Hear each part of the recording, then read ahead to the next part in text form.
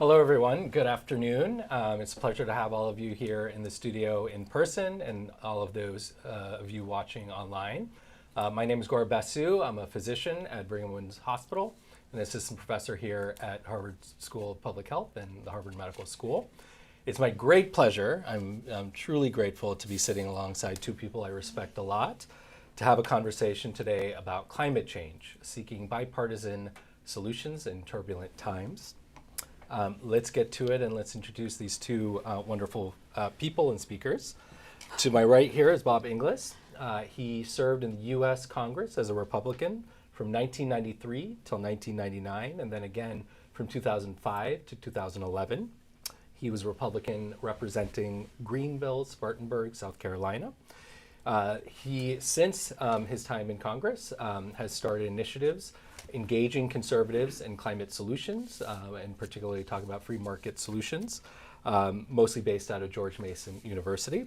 And for his work in 2015, he won the John F. Kennedy Profile in Courage Award. Thanks for being here, Bob. And as well, we have Gina McCarthy, who's had numerous roles in public service. Most recently, she served as President Biden's National Climate Advisor, where much of her work passed the biggest legislation in U.S. history for climate solutions. Gina also ran the U.S. Environmental Protection Agency under President Obama and was a past director of the Center for Climate Health and Global Environment here at the Chan School. That was my favorite job. I was hoping Gina would say that. She loves us here, so welcome back, and thanks for being here. All right, so let's get started here. I want to start at a really personal level and kind of talk as human beings here. Gina, Bob, you both care about climate change so much. It's such a big and complex issue, intertwined in all of our lives and our society. But tell us why you care about climate change and distill out the values that really underpin that passion. Bob, we'll start with you. Well, I didn't always care. That's the problem with me. My first 6 years in Congress, I said that climate change is nonsense. I didn't know anything about it except that Al Gore was for it. Okay, pretty ignorant, but that's the way it was my first 6 years in Congress. Then I was out of Congress 6 years doing commercial real estate law again, Greenville, South Carolina. I had the opportunity to run for the same seat again in '04. Our son was turning 18 that year, voting for the first time.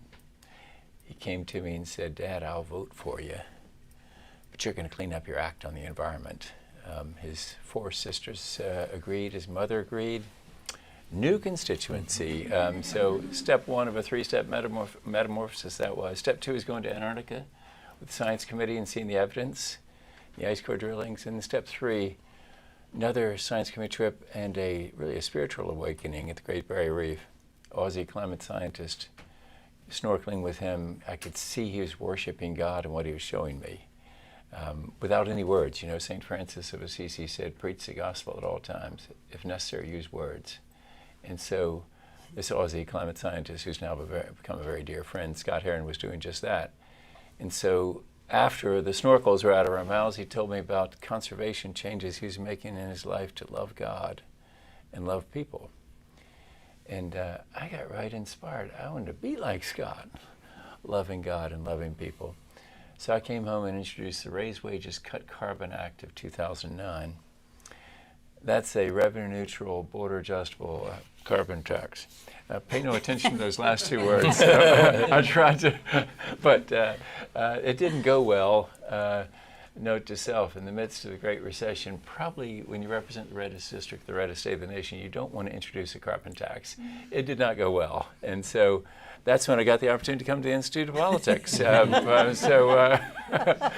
be with Eric for a semester. So that's how I came to this. Thanks, Bob. Gina? Well, first of all, as you can tell, Bob is one of the nicest human beings you would ever want to meet. And I'm really excited to be with you and with Gaurab. Thank you for letting me take this time. I think I've always been in the environmental world and in the health world all at the same time, and I've never been able to figure out which I like best. But I grew up at a different time than most of the people I'm looking at right now. You know, it was very easy to understand that we had huge challenges, both health, environmental challenges, and so when I grew up, everything was dirty. When I grew up, there was pollution spewing everywhere. We had water contamination everywhere. And I got engaged in those issues pretty early on, not in my own way, but also because I basically took a job as the first health agent in the town of Canton, Massachusetts. Thank you very much. It was extraordinary. It taught me a lot.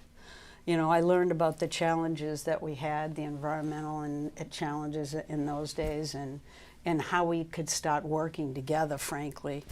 That's where I got, I think, most of my education about how you not just figure out what the challenges are, but figure out the ways in which you could work together to actually address them.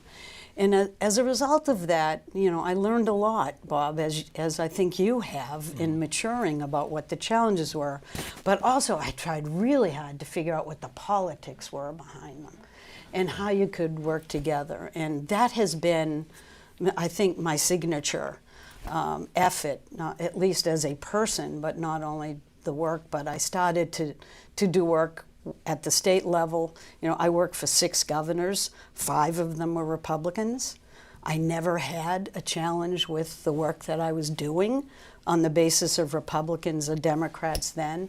When you go to EPA at the federal level, it's different, but you still can collaborate together and work really hard on it. That was when I think the issue of climate became much more relevant to me, but also politically relevant. It became a real hot button issue, and one in which I had to work very hard at to figure out how you could underpin science and make sure that we were talking in a way that was factually correct and scientifically credible. And then, I ended up in the White House, and that has its own list of challenges and opportunities, but it's been quite an interesting history for me, and mostly a history of learning, which I think my dad was a school teacher, so if you came up with an answer that wasn't thorough, you were in a lot of trouble. So if I didn't win on something, I sat back down and I said, okay, what did I do wrong? Not what did they forget, or what did they not think about? And so I've loved every minute of it, frankly, but that's when climate became really prominent, was when I was in the White House. That's what I did. I mean, in these conversations, I mean, you're talking about your family, the people you care about. Here at the School of Public Health, we're here because we care about people's health and well-being, science, how we use the law to help people. I know both of you are deeply committed to this, and I know from our conversations you're concerned and frustrated with what's going on right now. So let's just discuss that for a minute. How do you size up this moment? What's happening, and what's your reaction, Gina? I find this to be the most challenging time I've ever had to live in or through, hopefully. It's just very difficult to see science being denigrated. It's difficult for me, because I was here to provide the opportunity to make connections, not to see them stopped in our tracks in terms of climate and health and our economy. Those are not issues you dissect. They're issues you look at together.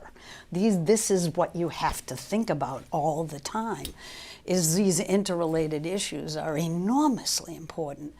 And so it's been a really hard time for me, frankly. I've ended up finding venues where I think I can be helpful. Those venues have been things like America is All In, the Bloomberg Initiative, where we really recognize that when the federal government isn't working on our behalf, there are other venues to actually make progress, and some investors that I'm working with in the Global South and elsewhere. So I still, So it's difficult right now, but that difficulty needs to be understood and acknowledged. But immediately, I have to get up every morning and say, okay, what's our next hopeful thing to do? How do we move and get opportunities to move forward together? And so for me, it's challenging. But I have that a recognition that the world changed on its head, frankly, recently, but it can change again. And so I'm looking for every hopeful step forward and every opportunity I could take advantage of to keep people in the game and understanding what the risks are and the opportunities are moving forward. Bob? Yeah, I think what the optimism that I would, or the point of optimism that I would identify with is that, eventually shaky ideologies are overcome by the facts, especially economic facts. And so last week, I think we were both at New York City Climate Week, and it's very interesting to hear DHL, for example, talking about how they're going to do 100% sustainable aviation fuel. Yeah. And they explain, listen, America is very important to us. We had a lot of business here, but we do business worldwide. And we've got to get there in order to be profitable. And then another guy was sitting there was with Ford. And I mentioned, their decision recently to double down on EVs. Mm-hmm. And to bet the farm, basically, on EVs. And he said, oh yeah, BYD, the Chinese electric car company, is now in double digits in the European market share. And he says, in order for Ford to survive, we've got to beat this competition. We've got to meet it and win in some places in the world because we are a worldwide company. And so what I was hearing from, and then Michelin was there with a similar kind of message, and Siemens was there with a similar message. And so what I took away from that was, wow, okay, you can say all kinds of silly stuff about, we're going to, burn a lot more coal, for example. Have you noticed nobody is talking about building a new coal-fired plant? They might be talking about extending the life of a few of them, but nobody is talking about building a new one. Why? It's a 40-year investment, and you're looking at 3.5 years of that talk. And so, you're gonna bet the farm on 3.5 years, or are you gonna go with the 40 years? And so, I'm actually encouraged by where the smart money is. And I will tell you, as a recovering politician, that politics is a lagging indicator. The smart money moves, and then politicians figure out, oh, I see, it's already working over there. They're doing it. And then the politics follows. And so I'm pretty encouraged, actually, by what we're seeing, the relentless drive to this. Because what I was hearing in all those companies I just mentioned is the assumption that there's going to be a price on carbon dioxide. And in order to be profitable going into the future, they've got to figure a way to get a declining carbon footprint. That's pretty exciting, really. The only thing I would slightly disagree on is, the politics are coming first at the federal level. Yeah, that's true. Which is kind of silly, and I think they're unaware that the private sector is totally dismissing it. So we agree on that front. Yeah. But I can't possibly say that the politics aren't leading the discussion at the federal level. And that's the really sad part, because their politics just don't work right now. Right, and of course it is true that policy really matters. Policy can really drive innovation. The thing that I guess I'm just pointing out is that when you have Ford Motor Company watching the BYD company go into double digits in Europe, and realizing, gee, we got to do something, and Ford deciding to bet the farm on it. That's, but it'd be better with policy. Yeah, Clearly, things would move faster. Well, it would be really nice if at least there was an acknowledgement that China is eating our lunch. Mm-hmm. Yeah. And that may be a good reason Yeah. to actually rethink the strategy, but it's not working out that way that I can see. So And We have to we'll keep get pushing. to some of these international impacts, because I think there's a big story here, and often we lose the international story of what's happening here. We really never pay attention to this stuff. I just want you to know I knew that. I was going to have to corral you guys a little today. But look, there's a fair question of, why have this conversation about bipartisan solutions in this time when the endangerment finding is under threat? I would love for you guys to stand at a whiteboard, make a list of solutions together, and go down to Capitol Hill together to work on that. I don't think we have any illusions that ideas we have at this table today are immediately going to find its way into law. But I think it's still really important for two people like you to be talking at this moment and broadcasting to our audiences how we talk about this. Number one, because it's really important for us to see two distinguished leaders in our country who have very different backgrounds dig in and say, what about this? What about that? I tried this, it didn't work. I tried that, it didn't work. There's something about, climate is a generation upon generation project, right? Where those of us who care about this, we spend the rest of our lives working on it and hope the next generation continues it on. And so there's that work, to your point, Bob, of not just having these small cycles of thinking of this, but digging in for the long haul. And seeing the way you both model that kind of work and engagement is really important. And no one here is going to stop, right? No one's going to give up on this work. It's too important. We're talking about all the things we love and care about. I think I speak for all three of us when we're really dug in figuring out how to make sure our communities are healthy. So Bob, let me ask you a very specific question.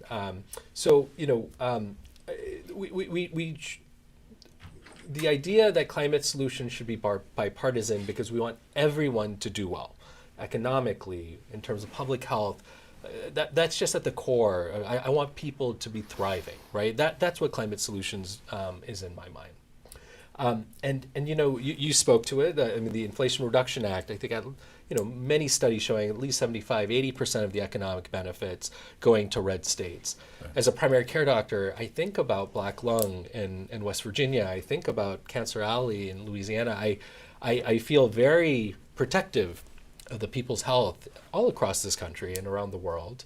But the truth is, we've had a hard time engaging conservative voters. Polling doesn't show that it polls high. And the current administration has called it a hoax.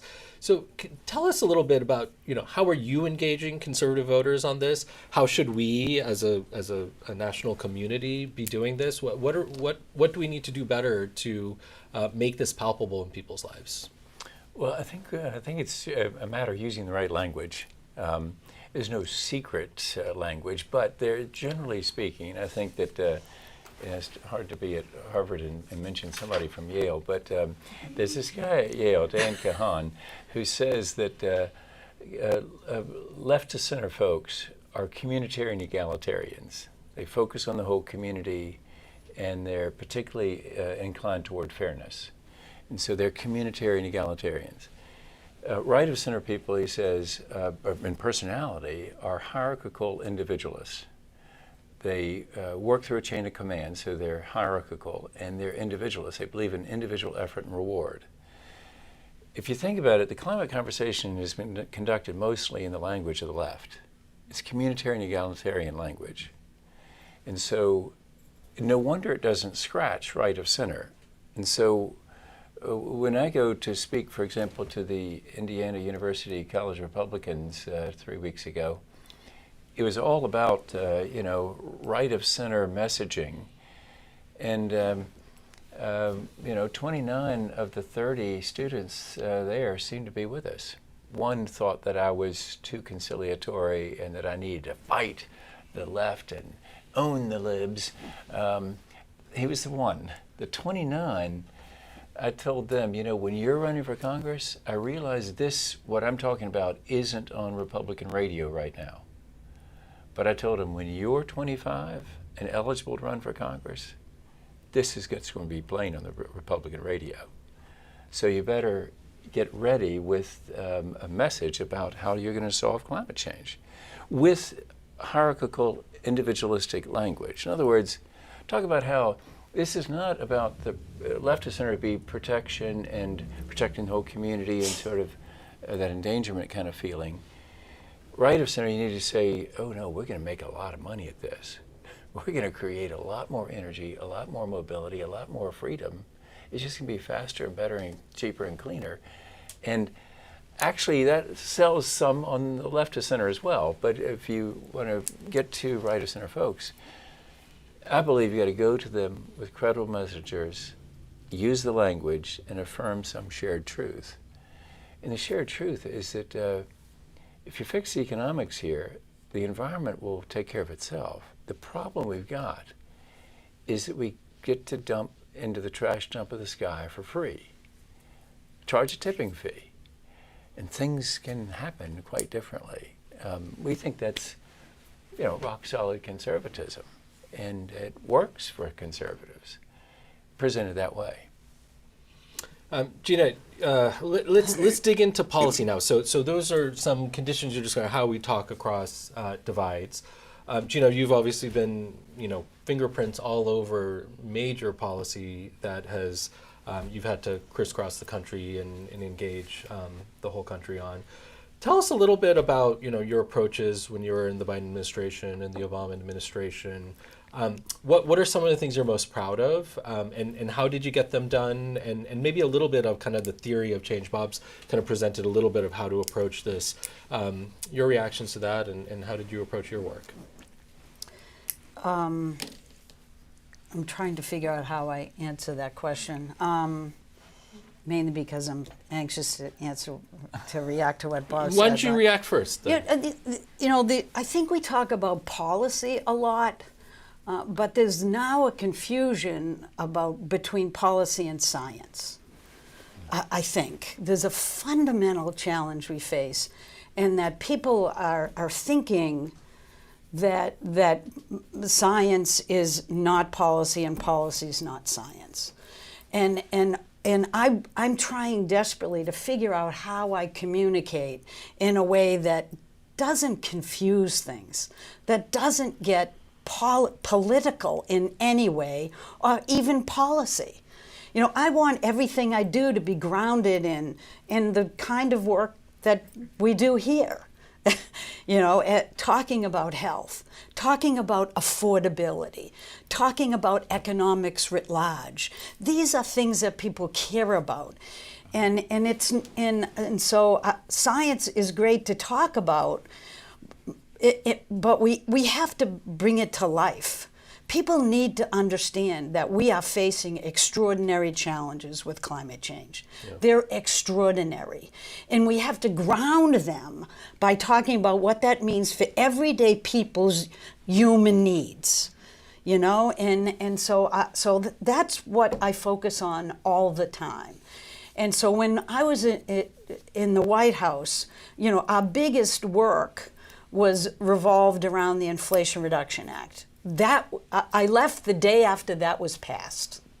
I went home and I said, I'm done with White House and EPA, and then I had fun for a while, and now I'm at it again. But anyways, the Inflation Reduction Act was not about policy. It was about human beings needing investment in order to better themselves. It was about what are we going to do, not by Republican or Democratic states or communities. It was about communities left behind. It was all designed for that purpose. And because of that, I was extraordinarily proud of it. Yeah. And I think no matter what, it actually continues to work. And you talked about this, Bob.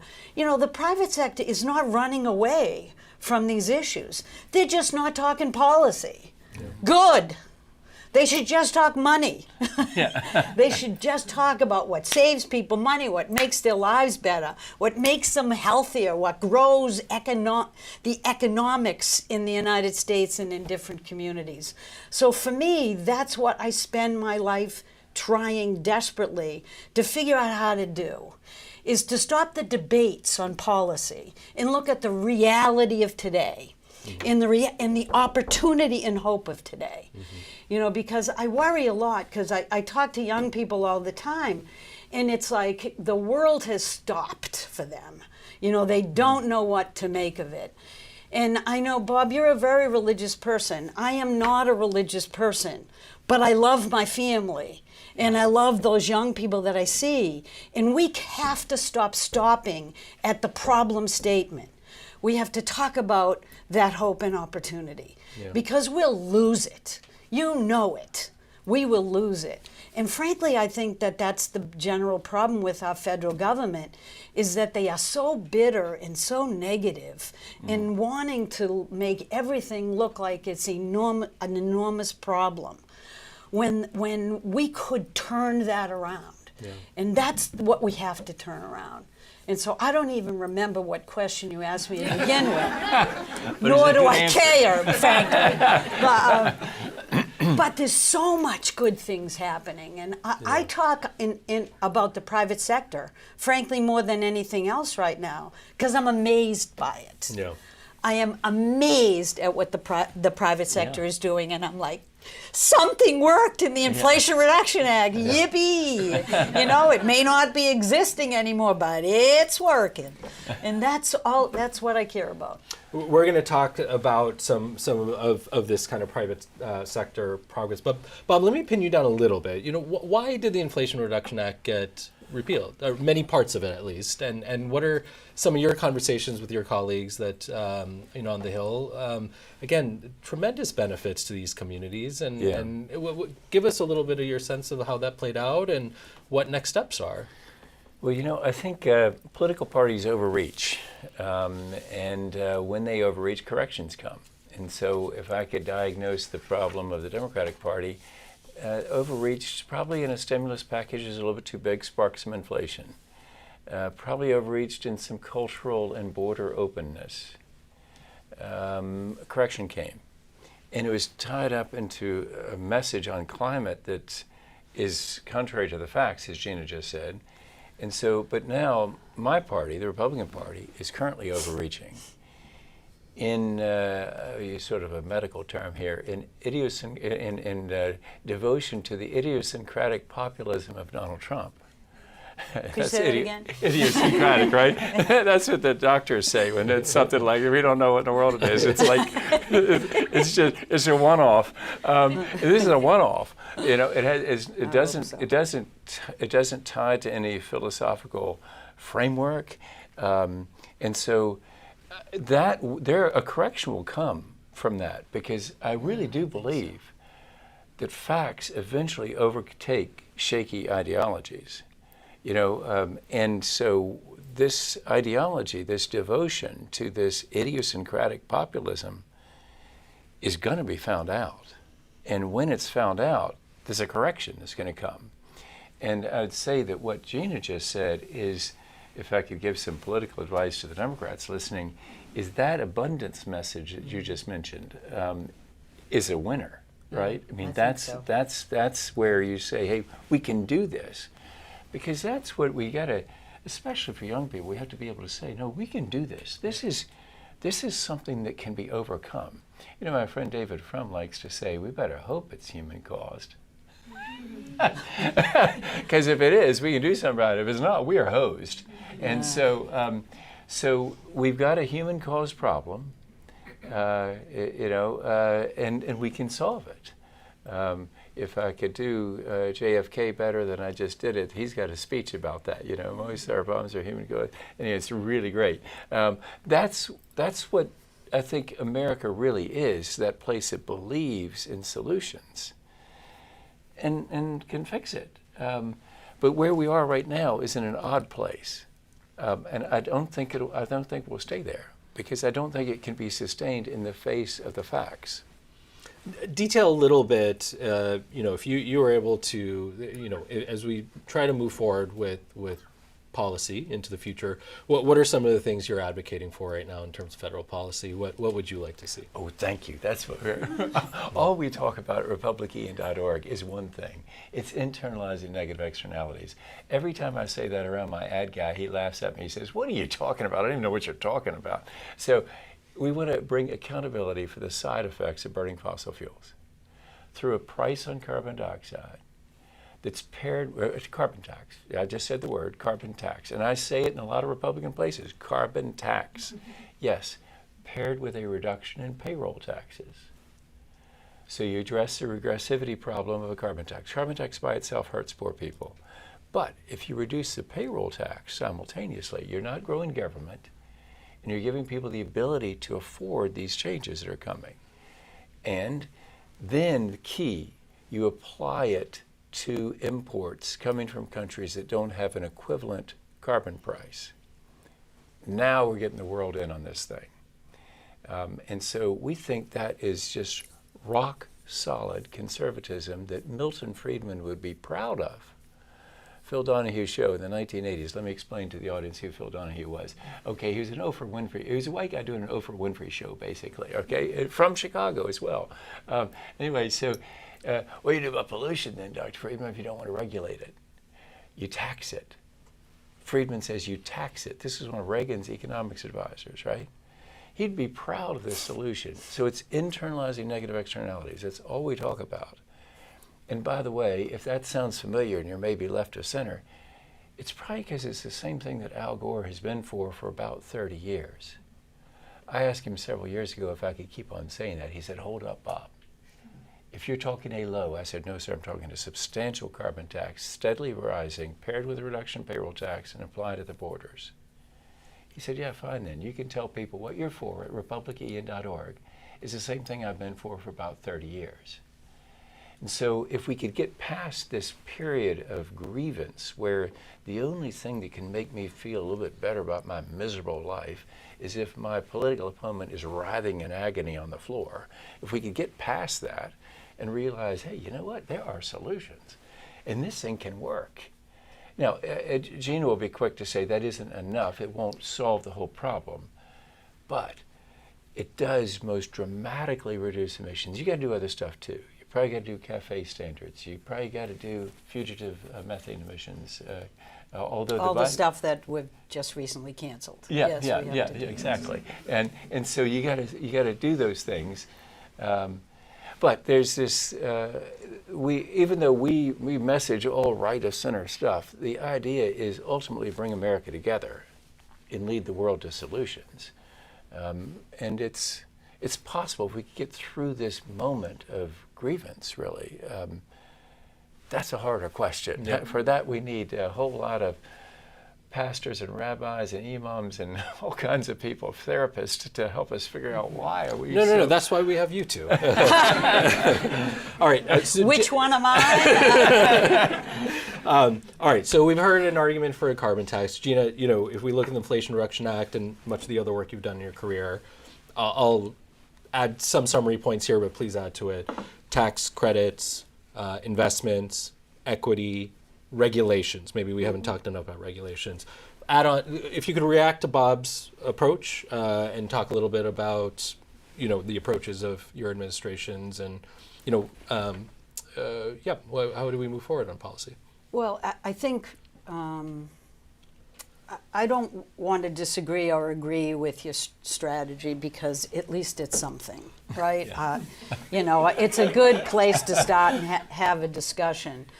I think what I worry about more than anything is the denigration of science at this point in time, because you can't have policies without an understanding of what it means for human beings and what our understanding is of the world around us.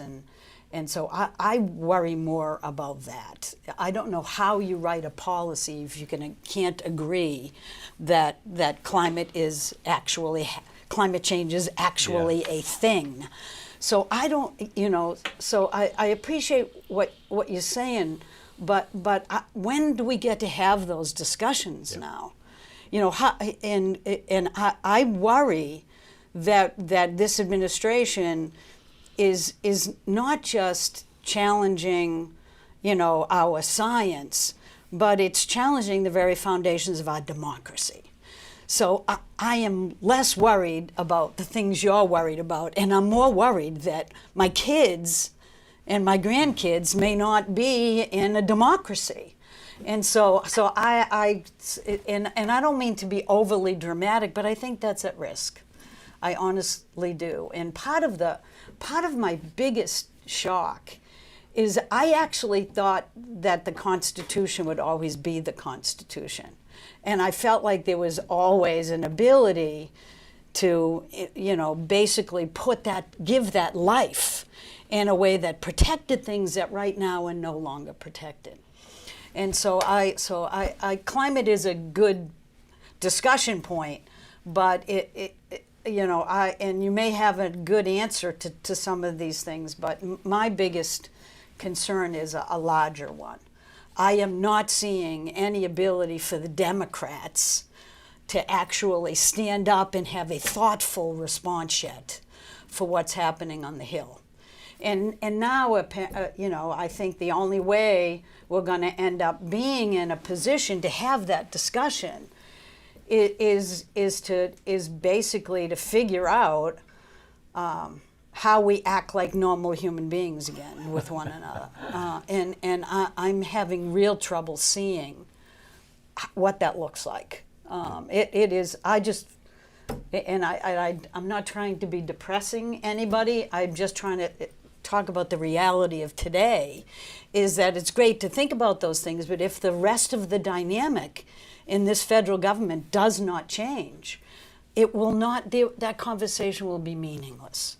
And so somehow we have to have folks stand up and stop a federal government that won't follow the law and that feels like it doesn't have to, and it's better off winging it and having basically a Supreme Court that simply authorizes that to continue. And so I'm way more worried about those things than I am about whether that's the right dynamic for how to do a policy around climate that works. Well, let me give you a little bit of hope on. I'm a recovering lawyer as well as a recovering politician, and so here's the thing: on that endangerment funding, for example, we've had too many emergency orders where the court has upheld or stopped or allowed the administration to do what you just described. Yeah. But when it gets to the merits on Massachusetts versus EPA and what that's going to be undone, I think you got to present facts about whether it is endangerment or not. And this rhetoric about this crazy talk, I don't think that's going to stand up in court. When you got to show. The case will turn on whether what you proved before, that there's an endangerment here. And so I think that even though the courts are slow, that's the challenge we're all experiencing in the threat to this constitutional republic. That I agree with you. I think we are in a threatening position where you have an administration willing to trounce every norm and to go to the absolute maximum in sort of a mafioso kind of approach to this government. Well, that will eventually run into the court.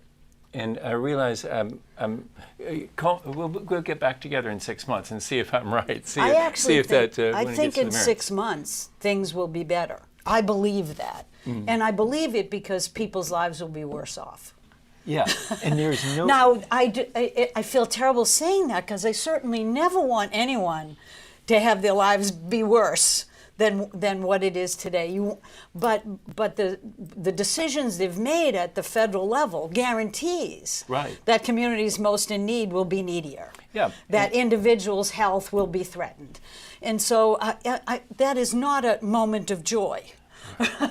Right. But it is, I think, a dynamic they're going to have to deal with that may be our saving grace unless we can find something else, more immediate to actually be more beneficial without any pain.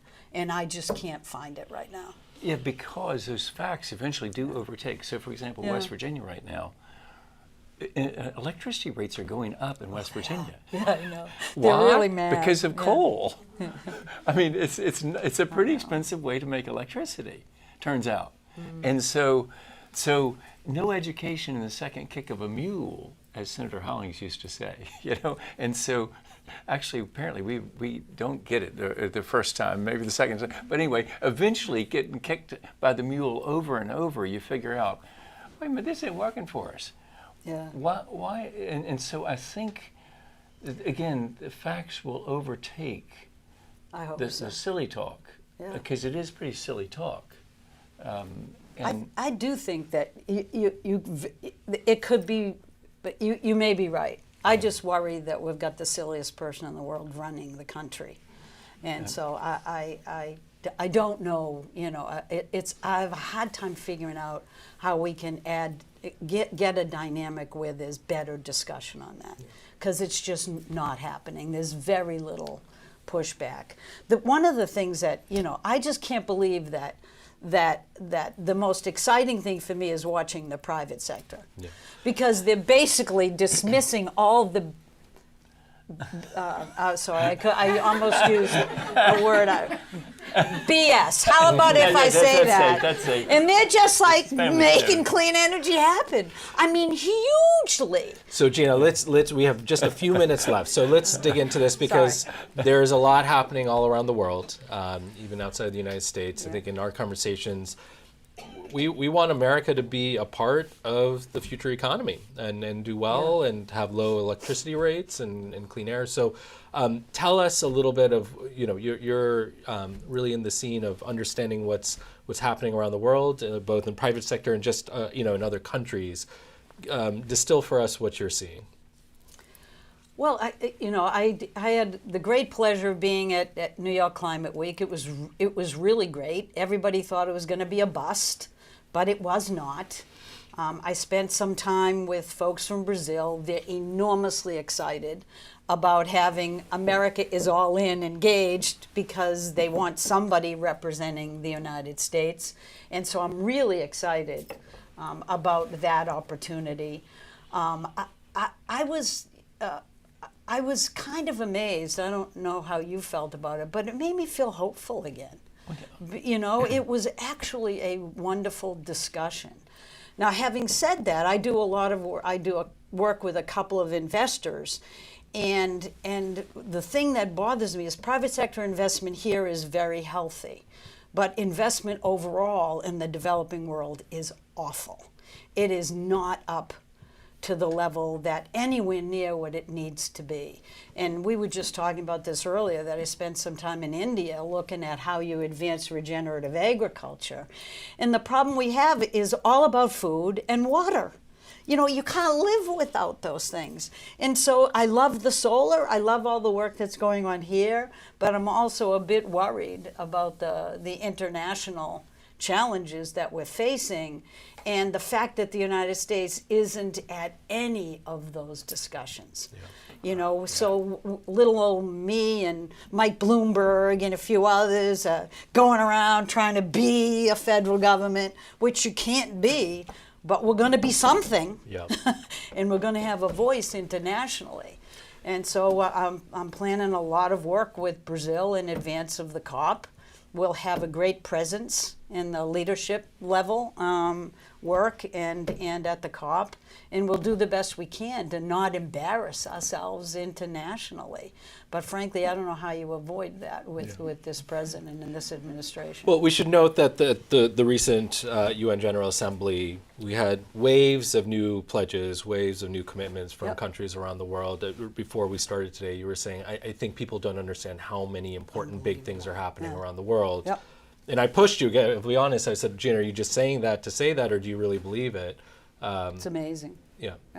If you're not straddled with somebody who doesn't believe in climate change, everything is possible. The opportunity today is enormous. And really, internationally, people are taking advantage of all these opportunities. It's only the United States that looks like we can't figure out what to do when. The vast majority of new energy capacity is clean energy. All of it. You talked about BYD and how much electric vehicles are being unleashed around the world. Texas is having so much clean energy. So there's a hunger and a natural movement towards clean energy, but how we support it in a good way. All right, we have 1 minute left. And so, you know, listen, we're all wanting to find our way in this and to navigate hope and despair. We're thinking about all these things we care about. You are two extraordinary leaders who have taught us in this conversation that compassion, science, discourse, humility of really just wanting to be there to help people, put the egos to the side and really lead with that. But give us in just like 10, 15 seconds each, like what are the traits of leadership that we need right now here around the world, and what do you hope for in leadership in this moment? For the audience we're trying to reach, what we say is we don't want moderation. We want absolute rock-solid conservative thought about how do you fix a problem of economics where people get away with dumping in the trash dump of the sky for free. Answer, you charge them a tipping fee. That's not moderation. That's rock-solid conservatism. But in tone and temperament, we need to be talking about loving our neighbor is basically what we need to be talking about. And so come to it, yes, with your very strong thoughts about how a user fee fixes this thing. Engage with that constructively and see that we can win. We can all win. We don't have to lose this thing. We don't have to lose to the Chinese. We don't have to lose this race to bring down the emissions. And America can lead, but we've got to get past this moment where we, like you say, we want an enemy writhing in agony on the floor rather than smiling while we're smiling. So, we need those therapists and the rabbis and the imams and the pastors, don't we? I think you took longer than you Yeah, allotted that was. time. I did. Probably, Gina, we'll have you have the last now word. you've got to come up with this summation. I think the thing that I want to see more than anything is our country coming together again. I want to see a politics where there are Republicans and Democrats fighting on the floor and figuring out how to go have a drink after. Do you know what I mean? Just let's return to some sense of normalcy. That's what I would like to see happen. Okay, we'll leave Although it there. I shouldn't say about having a drink. Yeah. Could you cut that out? A cigar. We're going to have some cookies right now for the audience here. But Gina, thank you. Welcome back. Bob, thank you Thanks, for coming. Thanks. Pleasure to have you all here in the studio and online. And we'll stay tuned for continued conversations. Thank you. Thanks. Thanks.